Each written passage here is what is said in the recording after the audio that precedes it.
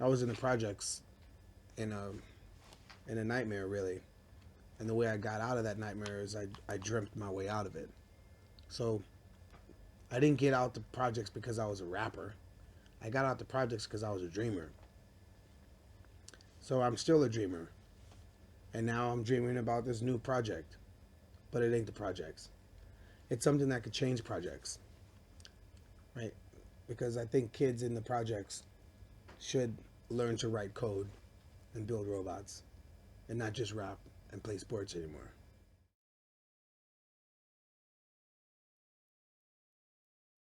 Be yourself. Don't don't take it too serious.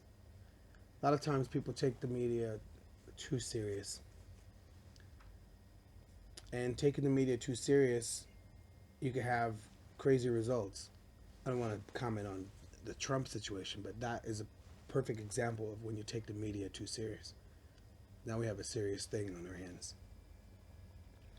So, and media is a very vague. Um, Media today is not media 1980, 1990 even.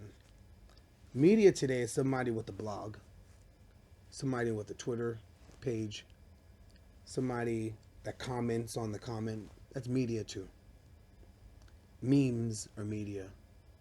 So because it's so loose, this term media, you can't take it that serious. The thing to take serious are things that are happening in your community firsthand, right? What's serious is Kelly. That's real. What somebody says on Twitter because they're in their room doing whatever they're doing, because they're out in the world, you can't take that serious. What I tell the contestants in the team is don't take any of this stuff serious. Because what happens is a girl who's 17, 18 years old is on my team. She reads the comments back. You're ugly, you're fat, you're skinny, you can't sing. That hurts them. So from that perspective, don't take that serious. Don't take not that not there's something bigger. Calais. These people have no homes. You have a home, you sing wonderful. Forget what people say on the media. That's specifically what I mean to that. Don't take that serious. I didn't mean that in a vague way. Don't take the media serious. And the extreme of that is when people take the media serious, you have these risings of power to your other point. But that was specifically to what I tell the kids on my team. Because, you know, this year, someone on our, not on my team, but someone became suicidal on The Voice this year. So that's not, it's not good. Just the abuse, the verbal abuse that comes, and it and you know some people can't handle that. Somebody has to be a voice of reason and let them know that hey, that's not that's not everything. There's something going on in the world that maybe you're not really your attention's not on that, but there's big problems out there. This little thing that you might be going through is not really that serious when you if you could empathize in someone else's problems and try to help them solve them. And people that have a lot of media eyeballs can be a source of resolution as well to bring attention to things that are happening. Maybe some people want to do that, maybe some people don't. I'm not judging. I want to do that. I like to bring attention to issues, especially issues that affect my heart.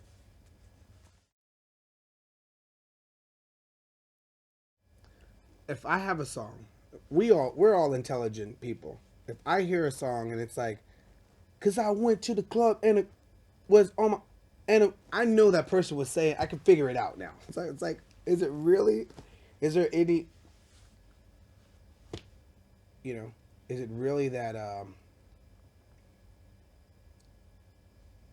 to say it? For example, I was driving down the street, going through Hollywood, I see a big billboard of a guy kissing a guy. But I was going through a gay community, driving home from Santa Monica. To go home, I have to pass through this community. And I see a big billboard of a guy kissing a guy. Is that explicit? But I don't see parental advisory on the billboard. Fact is, there's certain things that are in the world that are okay now. But for some reason, hip hop music still has parental advisory on it. As if people aren't intelligent to know exactly what that person was talking about. More importantly, there's certain places that don't speak English. They don't even know what they're talking about anyways. All they know is they see parental advisory. Which is weird. So, I'm not the most, like, I don't say profane, disrespectful stuff. Like, if I say, I fucking love the world. The fucking world is the best. The world is the best. Fuck everything else. Guess what is going to be on my CD? Parental advisory. That's crazy, actually. If I wrote a song that said, yeah, put the nipples in my face. Yeah, girl, put the nipples in my face. Guess what I don't have on my freaking CD? Parental advisory. Open up them legs, see sunshine. Open up the legs, see sunshine. Guess what I don't have on my freaking CD? Parental advisory. So it isn't even the context. It's the words. Shit, fuck. Right?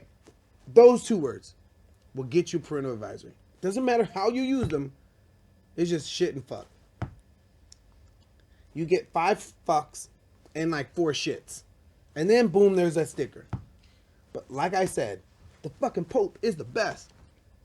I love that nigga.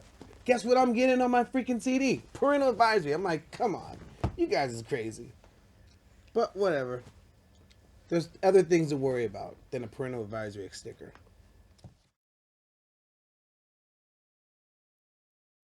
At the time, I didn't like Milli Vanilli. But I liked the song, Blame It on the Rain. Um, but if Milli Vanilli was to come out today, that would be pretty big, though. It's just that at that point in time, everybody was like, you didn't sing that. They're not even singing.